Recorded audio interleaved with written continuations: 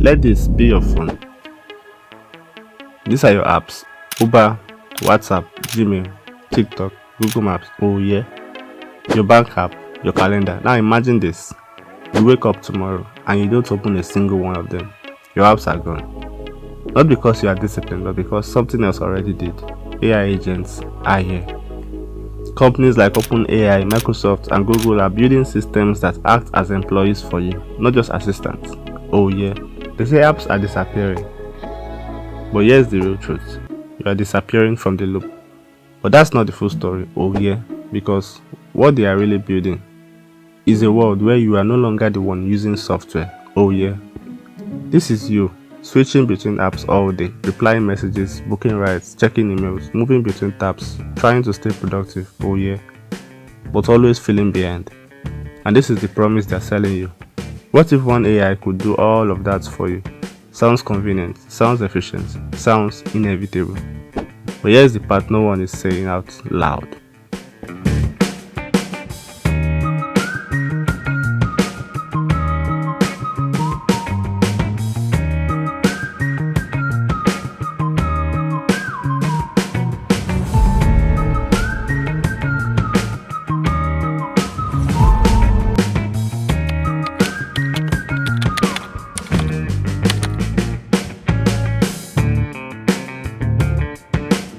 You've probably had this already. Oh yeah. Apps are on borrowed time. Articles from CNET and research from London School of Economics suggest AI agents could eliminate the need for apps entirely. And technically, they are right, because instead of opening Uber, then Google Maps, then texting your friends, you will just say, plan my night, and an AI agent will book the ride, pick the restaurants, message your friends, all without you touching a single app. Oh yeah.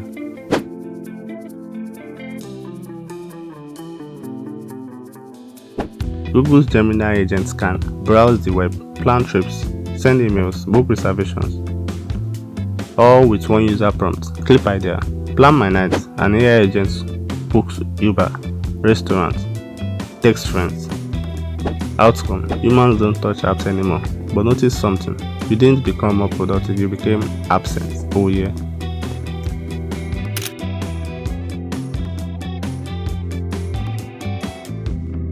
Microsoft built specialized agents for finance, analyzing spreadsheets, HR, managing schedules, customer support, responding to clients. Oh yeah.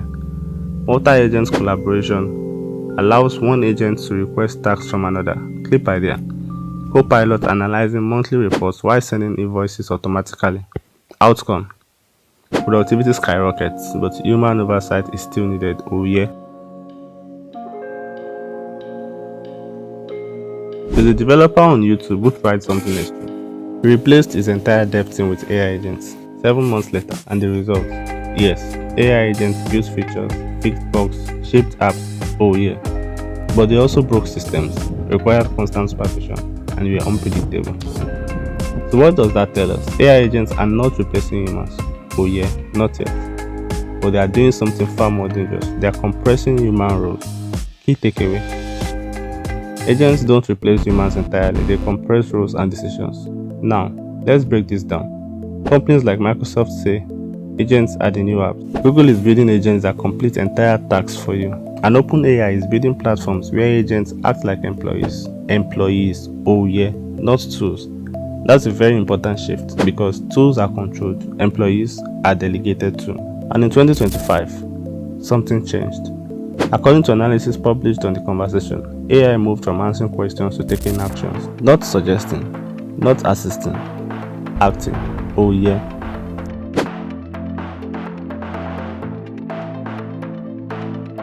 Tools like GitHub Copilot and CodeGPT can write code snippets, suggest bug fixes, automate repetitive coding tasks.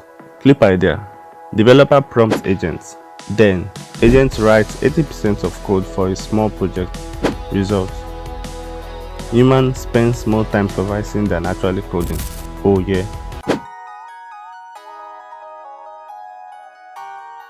Companies like KLM Airlines and Shopify deploy AI agents to handle tickets. AI agents respond to routine questions, escalate complex ones. Clip idea: a ticket that would take 10 minutes is resolved in 30 seconds. Outcome: human staff now manage exceptions, not the majority of tasks. This is where most people get it wrong. Oh yeah, most people think the disruption is apps, then agents. Oh yeah, the real disruption: humans, then agents, then apps. Humans aren't just using apps. Apps are being used on our behalf. You are being removed from the loop. In the old world, you use apps, then get results. In the new world, you give a goal. Agents decide everything else, and that sounds amazing until you realize something.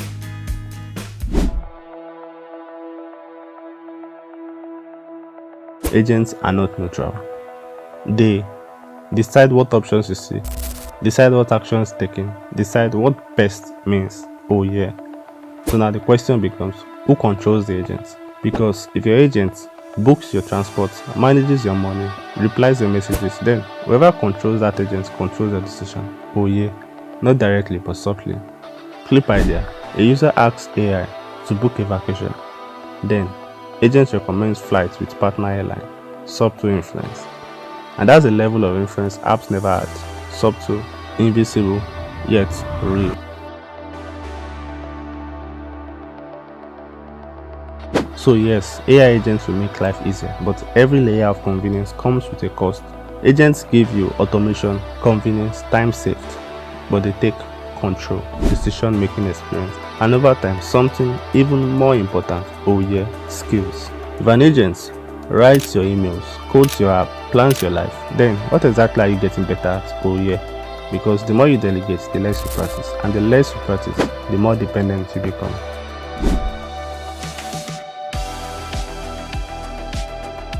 Apps like Replika or AI assistants in phones can schedule chats and even summarize your day. Outcome: you feel productive, but critical thinking wastes away or shrink due to this use. So no, AI agents aren't just replacing apps, they are replacing your process of thinking, deciding and doing. You think it's convenient, think again. Oh yeah. And maybe that's fine, maybe that's progress, but understand this: the future won't belong to the people who use AI. It will belong to the people who understand how it's using them.